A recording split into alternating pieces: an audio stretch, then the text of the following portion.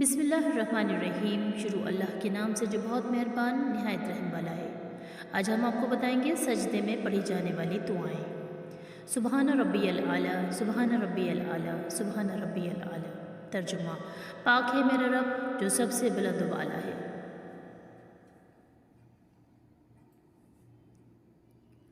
سبحانک اللہم ربنا و بحمدک اللہم اغفر لی۔ سبحانک اللہم ربنا و بحمدک اللہم اغفر لی۔ ترجمہ: پاک ہے تو اے اللہ، اے ہمارے رب، اپنی تعریف کے ساتھ اے اللہ مجھے معاف فرما دے۔ سبوح قدوس رب الملائکۃ والروح، سبوح قدوس رب الملائکۃ والروح۔ ترجمہ: بہت ہی پاکیزہ، انتہائی مقدس فرشتوں اور روح جبرائیل کے رب۔